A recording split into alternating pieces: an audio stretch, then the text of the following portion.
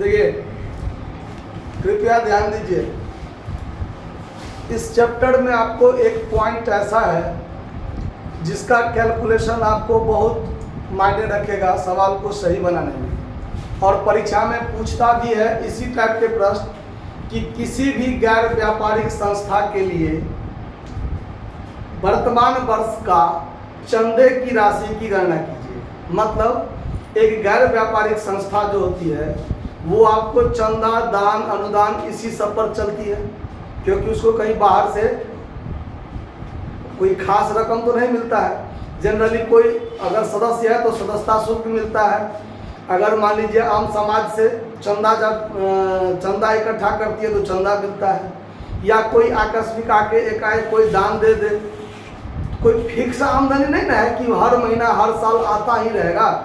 तो ये वर्तमान वर्ष में जो चंदा की राशि होगा, उस चंदे की राशि की गणना आप कैसे कीजिएगा, क्योंकि सवाल में चंदा से संबंधित बहुत सारा पॉइंट दे देगा और कहेगा कि चूंकि आय व्यय खाता में सिर्फ वर्तमान वर्ष की राशि लिखी जाती है, सिर्फ वर्तमान वर्ष की राशि लिखी जाती है, और आपको सवाल में एडजस्टमेंट में ऐसा दे देगा कि जिससे आपको लगेगा कि ये चंदा वर्तमान वर्ष का नहीं है, ये चंदा अगले वर्ष का हो सकता है, या फिर ये चंदा पिछले वर्ष का हो सकता है। तो अगर अगला पिछला वर्ष का है तो उसको तो शामिल नहीं करना है, और वर्तमान वर्ष का जो बाकी है, तो आय व्यय खाता में तो नगद उधार दोनों जाता है कि नहीं जाता है। तो इस आधार पर बहुत सारा पॉइंट दिया रहेगा, और उस पॉइंट के आधार पर आपको कहेगा कि वर्तमान वर्ष के लिए आप चंदे की राशि की गणना कैसे करेंगे जो आय व्यय खाता में जाएगा। इस टाइप से आपको कहेगा। तो इस टाइप के सवाल में क्या क्या पॉइंट दिया रहेगा, उस पॉइंट को पहले समझिए कि क्या सब दिया रहेगा। जैसे पहला पॉइंट कि रिसीट्स एंड पेमेंट अकाउंट के अनुसार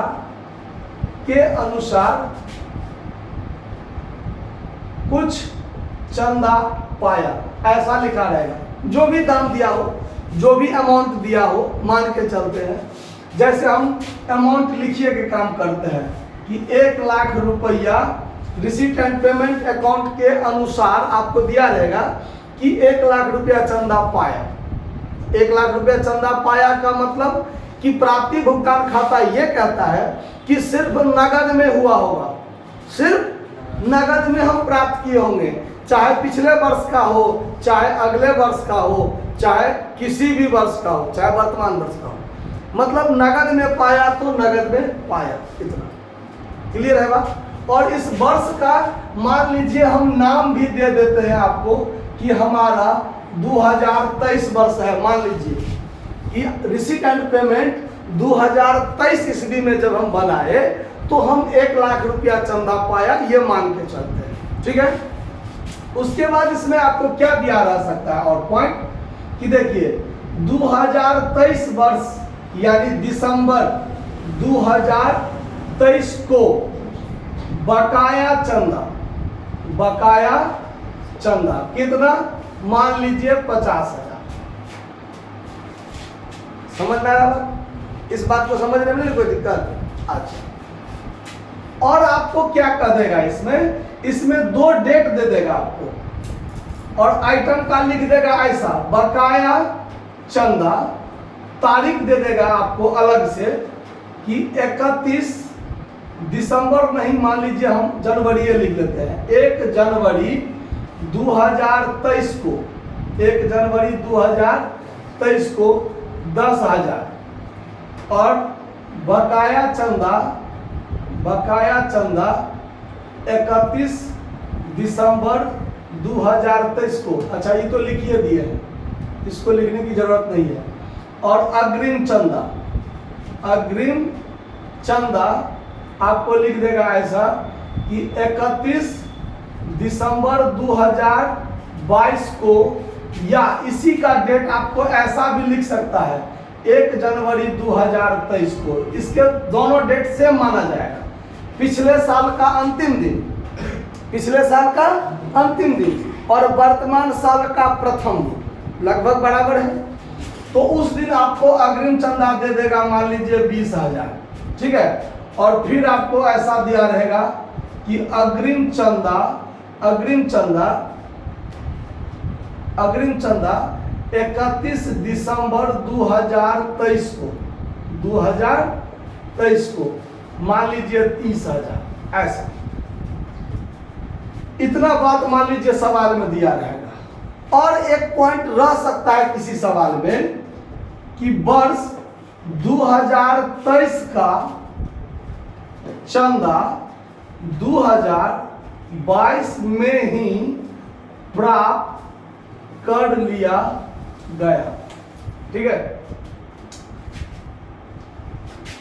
ये पॉइंट और ये पॉइंट नहीं, ये पॉइंट दोनों सेम पॉइंट है। लैंग्वेज बदल के दिया रह सकता है किसी भी सवाल में, मान के चलते हैं, ठीक है। तो इतना सारा पॉइंट आपको सवाल में इस सब टाइप से लिखा रहेगा। तो ये पॉइंट और ये पॉइंट दोनों एक ही बात है कि 2023 का चंदा 2022 में ही पा लिया। तो इसका मतलब है कि 2022 में हम एडवांस चंदा पाए होंगे, अगले साल वाला हम इसी साल पा लिए होंगे। तो इस टाइप से अगर मान लीजिए ऐसे लिखा रहेगा तो इस दोनों में से कोई एक लिखा रहेगा, दोनों नहीं लिखा रहेगा। अगर दोनों लिखा रहेगा तो दोनों का अमाउंट सेम दिया रहेगा, तो दोनों में कोई एक ही काम करना है। इन्हें जो दोनों काम कर दीजिएगा तो गलती हो जाएगा, ठीक है। तो मान लीजिए इतना सारा बात है, इससे आपको वर्तमान वर्ष का चंदा निकालना है कि आपने वर्तमान वर्ष के लिए कितना चंदा पाया, ठीक है। देखिए तो कैसे बनाएंगे इस सवाल को, उस पर ध्यान दीजिए। तो सबसे पहले हम बनाएंगे कैसे, इसका एक नमूना होता है कि हमको वर्तमान वर्ष के लिए चंदा निकालना है, ठीक। इस पॉइंट को समझिए कि रिसीट एंड पेमेंट कहता है कि हम 1 लाख पाए हैं, ठीक। तो 1 लाख पाए हैं, तो 1 लाख पाने में अगर इसमें हम अगले साल वाला भी पाए हो सकते हैं ना। अच्छा, और पिछले साल वाला भी इस साल हो सकता है, पिछले साल बाकी होगा तो इस साल आया होगा ना। जैसे कि बकाया चंदा 1 जनवरी 2023 को कितना है, 10,000। तो 2023 का प्रथम दिन क्या है, बकाया है ना 10,000। तो ये बकाया किस वर्ष का होगा, और अग्रिम चंदा 31 दिसंबर 2023 को दिया हुआ है 30,000, तो ये चंदा किस साल का होगा। सबसे पहली बात तो ये समझना है। तो इस बात को समझने के लिए आप इस पॉइंट को ध्यान दीजिए, क्योंकि इसमें लोग ज़्यादा कंफ्यूज होता है कि बकाया का मतलब क्या होता है और अग्रिम का मतलब क्या होता है। मतलब आउटस्टैंडिंग अंग्रेजी में लिखा रहेगा और इसमें एडवांस लिखा रहेगा। तो कहने का मतलब बकाया का मतलब क्या होता है और अग्रिम का मतलब क्या होता है, सबसे पहले इसको समझना है। बकाया का मतलब होता है कि समय बीत चुका है, भुगतान नहीं मिला है। चंदा हमारे लिए आमदनी है ना, गैर व्यापारिक संस्था के लिए चंदा क्या है, आमदनी है, प्राप्ति का आइटम है ना। तो समय बीत चुका है लेकिन भुगतान हमको नहीं मिला है। हमको अपने हिसाब से सोच चलेंगे ना कि भुगतान हमको चंदा का नहीं मिला है, यानी यहाँ भुगतान का मतलब छोड़ दीजिए, चंदा नहीं मिला है, ठीक है। समय बीत चुका है लेकिन चंदा नहीं मिला है, बात तो यही कहता है। आउटस्टैंडिंग का मतलब यही होता है कि बीतक, मतलब जैसे मान लीजिए इस मकान का किराया है, पिछले महीना का किराया हम अभी तक नहीं दिए हैं, तो बकाया किराया है ना। तो समय बीत चुका है ना, लेकिन अभी तक हमने पेमेंट नहीं किया है, तो बकाया का मतलब यही होता है कि समय बीत चुका है लेकिन चंदा का आइटम है, आमदनी वाला बात है, तो चंदा अभी तक हमको नहीं मिला है। तो जो समय बीत चुका है चंदा उसी समय का होगा। जो समय बीत चुका है चंदा कब का होगा, उसी समय का होगा कि नहीं होगा। अच्छा, और अग्रिम का मतलब होता है कि समय नहीं आया है, यानी समय आने वाला है। समय नहीं आया है लेकिन समय आने वाला है। और चंदा मिल गया है, आउटस्टैंडिंग और बकाया जो आउटस्टैंडिंग और एडवांस का मतलब यही होता है। ये बात समझ में आ गया। बकाया का मतलब समय बीत चुका है, चंदा नहीं मिला है, और अग्रिम का मतलब समय नहीं आया है, यानी समय आने वाला है लेकिन चंदा मिल गया है। तो चंदा जिस समय का होगा उसी समय के लिए माना जाएगा। मान लीजिए अगर हमको अभी जैसे मान लीजिए अभी कौन महीना चल रहा है, जून चल रहा है, अगर कोई हमको अप्रैल का फीस देगा तो वो फीस अप्रैल का होगा कि जून का हो जाएगा। दिया तो जून में, लेकिन वो किस समय का फीस दिया है, अप्रैल वाला, तो अप्रैल महीना का ना होगा, जून का फीस नहीं ना होगा। यानी समय बीत चुका है और अभी तक नहीं मिला, अभी तक नहीं मिला, तो ये कब का होगा, पिछले समय का होगा ना। अच्छा, अगर मान लीजिए जुलाई महीना का फीस अभी हमको कोई देगा, समय नहीं आया है लेकिन फीस मिल गया है, तो ये अगले वाला है, आने वाला समय का है, तो ये इस महीना का फीस नहीं ना होगा। तो यही बात आपको एक गैर व्यापारिक संस्था के लिए चंदे की राशि की गणना करते समय ध्यान रखना है कि वर्तमान वर्ष के लिए हम निकाल रहे हैं, क्योंकि नियम कहता है कि आय व्यय खाता में सिर्फ वर्तमान वर्ष का चंदा जाएगा, तो अगला पिछला तो नहीं जाएगा, अगला पिछला नहीं जाएगा। अगर अगला है इसमें शामिल, पिछला है इसमें शामिल, अगला है इसमें शामिल, तो अगला को भी हटा दीजिए, पिछला को भी हटा दीजिए, और बीच वाला जो रह गया वो वर्तमान वर्ष का है, वही रहेगा। क्लियर है बात। तो कैसे समझेंगे कि कब का है कब का नहीं है, उस पर ध्यान दीजिए। इसको हम कैलकुलेशन कैसे करेंगे, देखिए, calculation of subscription for current year 2023।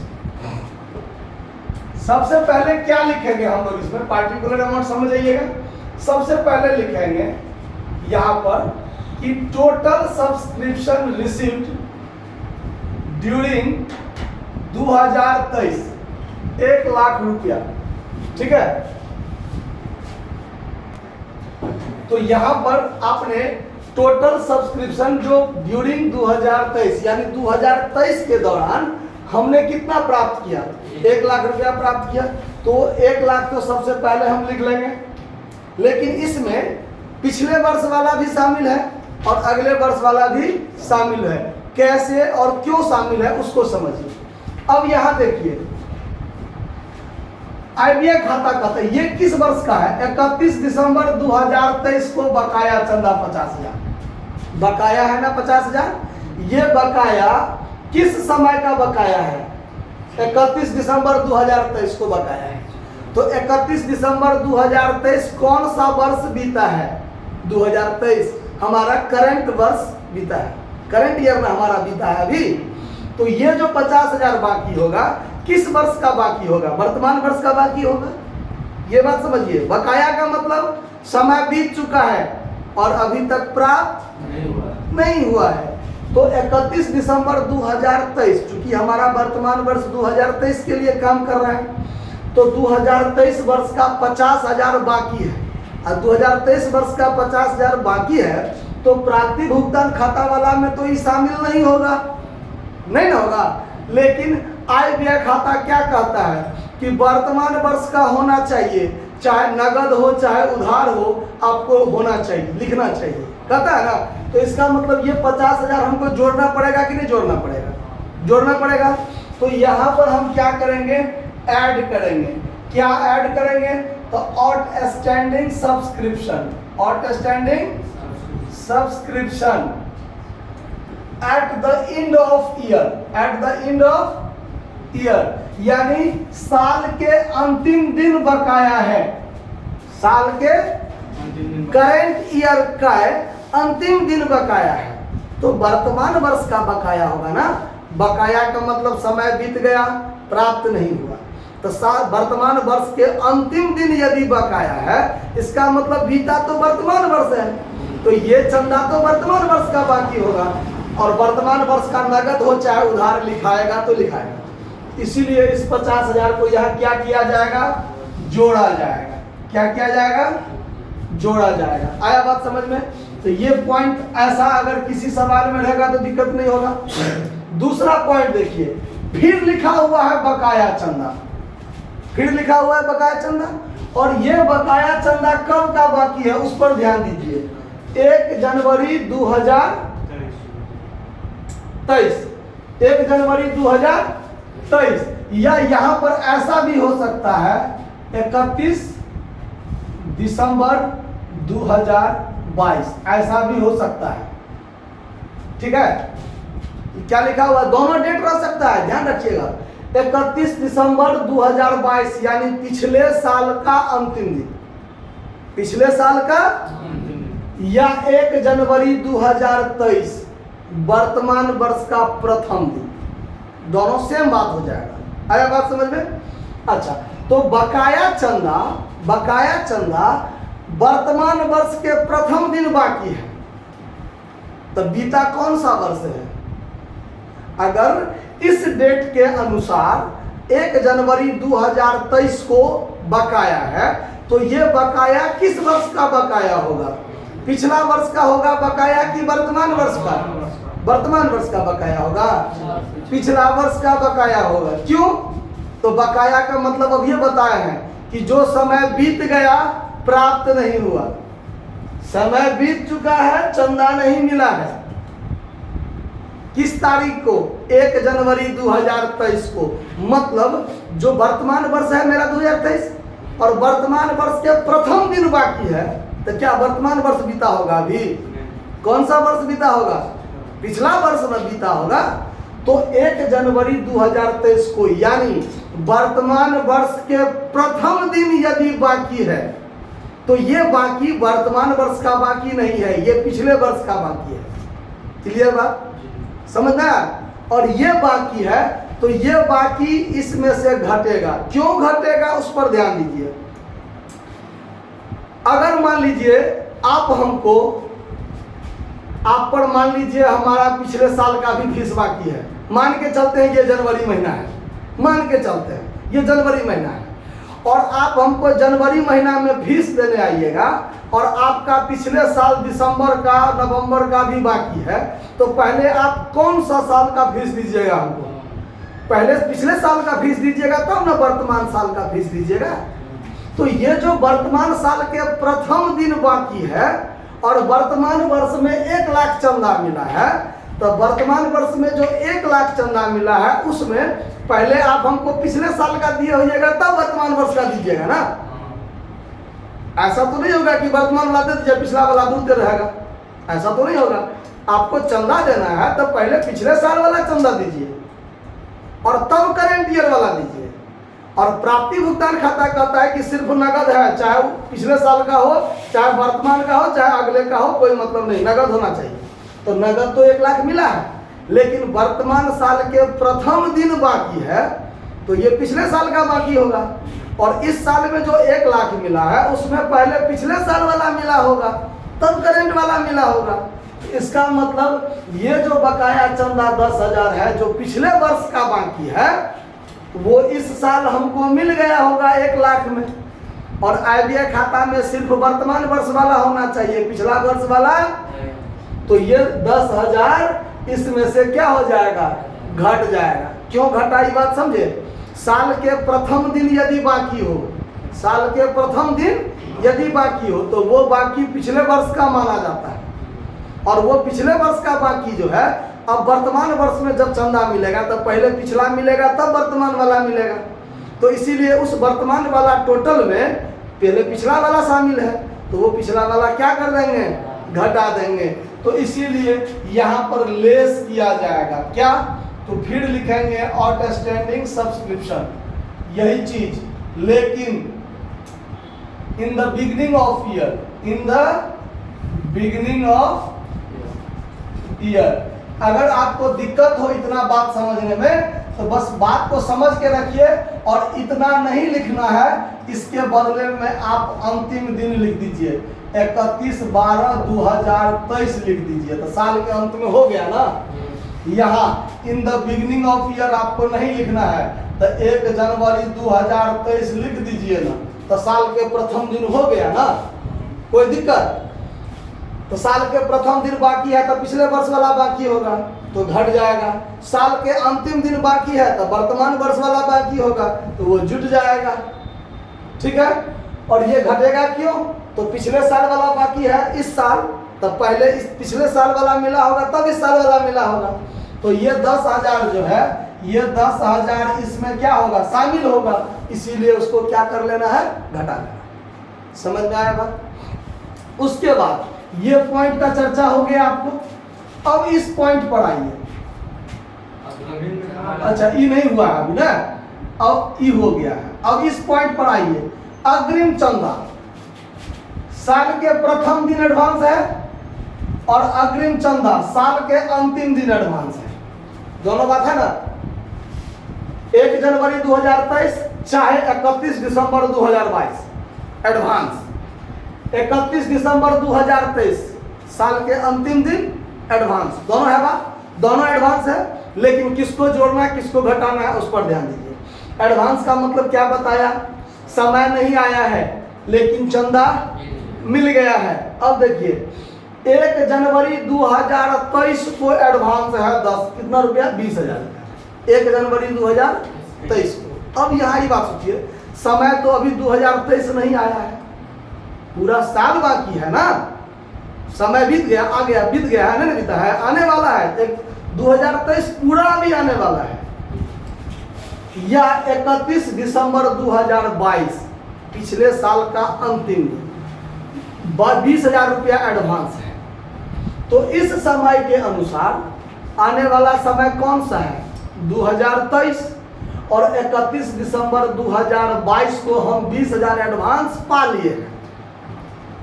पिछले साल का अंतिम दिन 20,000 एडवांस पा लिए हैं। तो एडवांस पा लिए हैं आज, लेकिन आज जो हम एडवांस पाए हैं 31 दिसंबर 2022 को, क्या ये तो वर्तमान वर्ष का अंतिम दिन है? वर्तमान वर्ष का अंतिम दिन है 31 दिसंबर 2022। हम 2022 के हिसाब से बोल रहे हैं, अभी हम 2023 में नहीं हैं, ये बात समझिए। हम अभी क्या बता रहे हैं? इसके पॉइंट बता रहे हैं। तो हम अभी ये मानकर चलेंगे कि अभी हमारा 2022 चल रहा है, 2022 के अंतिम दिन एडवांस है, 2022 के अंतिम दिन एडवांस है। और ये एडवांस 2022 वर्ष के लिए तो नहीं हो सकता है, इसका मतलब ये 2023 वर्ष का है। किस वर्ष का है?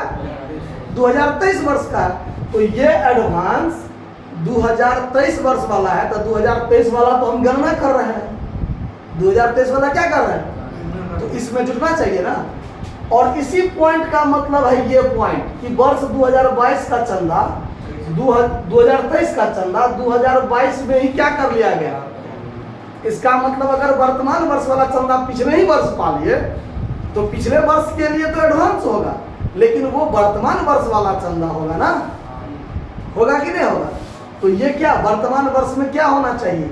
ऐड होना चाहिए, होना चाहिए ना। अच्छा, इस पॉइंट को समझने से पहले थोड़ा ई पॉइंट देख लीजिए। 31 दिसंबर 2023 को 30,000 रुपया हमको चंदा मिल गया एडवांस के रूप में। किसके रूप में? एडवांस के रूप में। तो वर्तमान वर्ष 2023 है मेरा, तो 2023 का चंदा, 23 का चंदा तो नहीं है ये एडवांस वाला, वर्तमान वर्ष के अंतिम दिन है 30,000 एडवांस के रूप में। किसके रूप में?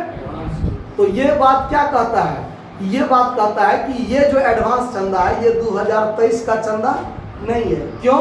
तो एडवांस कहता है समय नहीं आया है लेकिन मिल गया है। इसका मतलब 2023 के अंतिम दिन कौन सा वर्ष नहीं आया है? अभी 2024 नहीं आया है, लेकिन 2024 का चंदा हमको अभी 2023 में मिल गया है। बट 2023 के दिसंबर 31 को तो साल का अंतिम दिन हुआ, वर्तमान साल का अंतिम दिन हुआ, उस दिन हमको एडवांस मिल गया। तो एडवांस किसका होता है? आने वाले समय का। एडवांस किसका होता है? आने वाले समय का। इसका मतलब ये जो 30,000 चंदा एडवांस आया है वर्तमान वर्ष के अंतिम दिन, ये हमारा वर्तमान वर्ष का नहीं है, ये हमारा 2024 का है। तो ये, लेकिन ये 30,000 इसमें तो शामिल होगा, क्योंकि प्राप्ति भुगतान तो कहता है कि वर्तमान वाला हो, अगला वाला हो, पिछला वाला हो, पाए हैं तो जोड़े हैं। तो 2023 में जो हमको 30,000 एडवांस मिला है, जो 2024 वाला है, तो वो 30,000 तो इसमें शामिल होगा। वो वर्तमान का तो नहीं है, उसको क्या कर देंगे? लेस करेंगे। तो लिखेंगे क्या? तो लिखेंगे advance subscription at the end of year, at the end of current year दीजिए, चाहे ईयर दीजिए, और चाहे इतना नहीं लिखना है तो यहाँ पर 31 दिसंबर 2023 लिख दीजिए, 31 दिसंबर 2023 लिख दीजिए।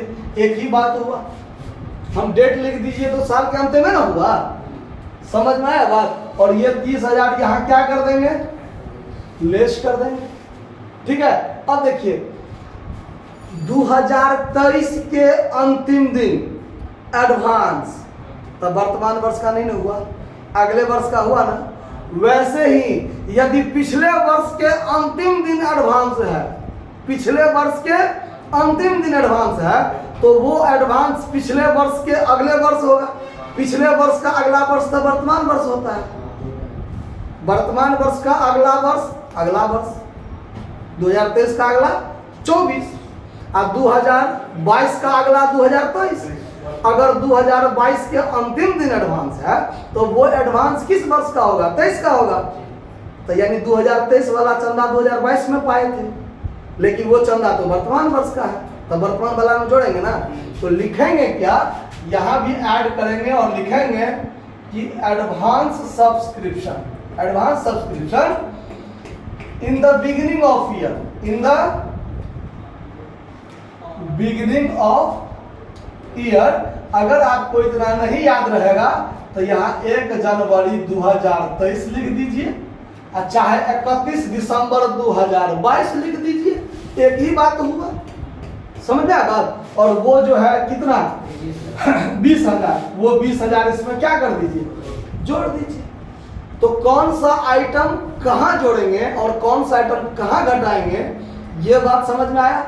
जनरली आपको यही 4 पॉइंट आपको मिलेगा, समझ में आया बात। जनरली यही 4 पॉइंट मिलेगा, जो वर्तमान वर्ष के लिए चंदे की राशि कितना, तो वर्तमान वर्ष का होना चाहिए, चाहे नगद हो चाहे उधार। तो ये वाला आइटम तो इसीलिए जोड़े हैं कि साल के अंतिम दिन बकाया है, वर्तमान वर्ष के अंतिम दिन बकाया है, तो वर्तमान वर्ष का बकाया होगा, और वो बकाया इसमें शामिल नहीं है तो जोड़े, समझे बात। और साल के प्रथम दिन बकाया है तो ये पिछले वर्ष का बकाया है, जो इस साल हमको मिला होगा पहले, तो इसमें शामिल होगा तो घटाया। साल के प्रथम दिन एडवांस, ये एडवांस पिछले ही साल मिला था जो वर्तमान वर्ष का था, इसीलिए इसको जोड़े हैं। और ये एडवांस साल के अंतिम दिन एडवांस मिला है जो अगले वर्ष का है, और वो इसमें शामिल होगा, इसीलिए इसको क्या किया है, घटाया। ये 20,000 इसमें शामिल नहीं होगा। क्यों नहीं शामिल होगा, पहले से नहीं होगा शामिल, अब शामिल करेंगे, क्योंकि ये तो पिछले ही साल मिल गया था ना हमको। अब पिछले साल मिला था तो पिछले साल के रिसीट पेमेंट में जोड़ल होगा, तब पिछले साल तो घटाए होंगे, जैसे वर्तमान वर्ष में इसको घटाते हैं तो पिछले साल में इसको भी घटाए होंगे, तो करेंट ईयर में इसको जोड़ेंगे, और इसको करेंट ईयर में घटा रहे हैं, लेकिन फिर जब 2024 का काम होगा तो यही चीज जोड़ा जाएगा। तो जिस वर्ष का है उस वर्ष में जोड़िए, और जिस वर्ष का नहीं है तो वर्तमान वर्ष में से उसको घटा दीजिए, अगर वर्तमान वर्ष का नहीं है तो, समझ में आया बात। तो अब इसको क्या करेंगे, जोड़ेंगे, तो ये हो जाएगा 1,70,000, और इसमें से ये 40 घटा लेंगे तो बचेगा 1,30,000। तो ये हो जाएगा सब्सक्रिप्शन फॉर करेंट ईयर 2023, जो आपका ट्रांसफर होगा, transfer to income and expenditure account के क्रेडिट साइड में ट्रांसफर हो जाएगा। समझ में आया बात, ये बात समझ में नहीं आया, बस इतना बात। ये हम अपने मन से एक एग्जाम्पल लेके आपको समझाए हैं।